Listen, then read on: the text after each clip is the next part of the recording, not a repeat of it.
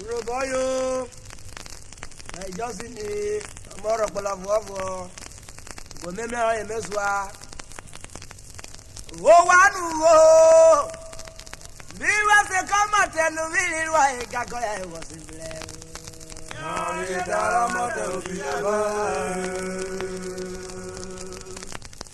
We was a comet and really why Gagoya was in there.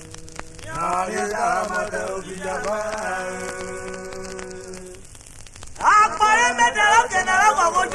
no chora cuando por el cae. What do you mean? Viva se combate no atalo. Apare metero que na ogo go taru e lita chifila pare ju yo ti. Ako kwiresi yo tawtana yo belo tuwe o aye na bo se we o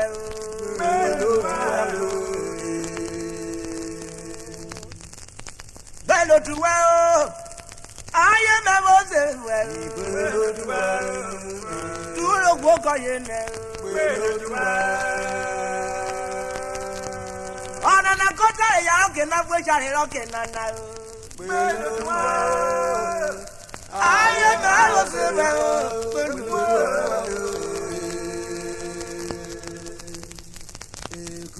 oturo gbo ko ye ne oturo gbo ko ye ne oturo gbo ko ye ne oturo gbo ko ye ne oturo gbo ko ye ne Oni mo oturo gbo ko ye ne oturo gbo ko ye ne oturo gbo ko ye ne ozigizaga oturo gbo ko ye ne oturo gbo ko ye ne oturo gbo ko ye ne oturo gbo ko ye ne ada yo kurio oturo gbo ko ye ne Ana kota ya oke na fwe chare roke na na Achare mo ko no tuwe oturo gbo ko ye ne oturo gbo ko ye ne aye na me juwe re oturo gbo ko ye ne otu me ko yi mi ni yo oturo gbo ko ye ne o Yesu lo me wa yo we oturo gbo ko ye ne jo ko ye ne ni mo oturo gbo ko ye ne otu me ko yi mi ni yo oturo gbo ko ye ne Kanya bana tuwe mi ane oturo gbo ko ye ne otu ko ye ne oturo gbo ko ye ne otu ko ye ne oturo gbo ko ye ne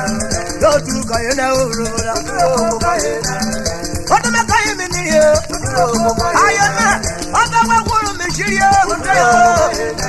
oni wa wuru mi shiri yo oturo gbo ko ye ne obolo tumeru o mi ruro oturo gbo ko ye ne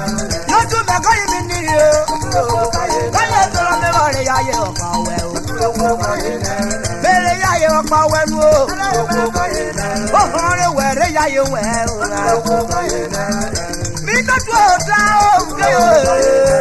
mi to tu no ota oturo gbo ko ye ne e ma bo e no tu wa oturo gbo ko ye ne aye me gbere no tu we oturo gbo ko ye ne aye me gbere no tu we oturo gbo ko ye ne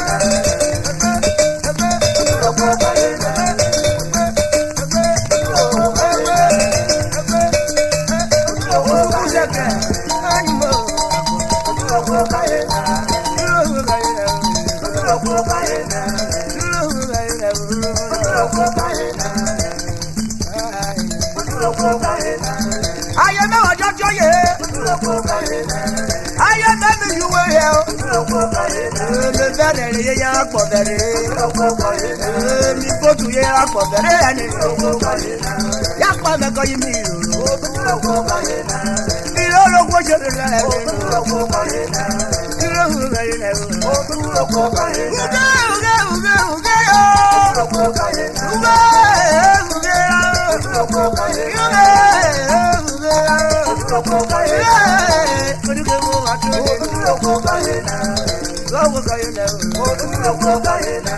Go I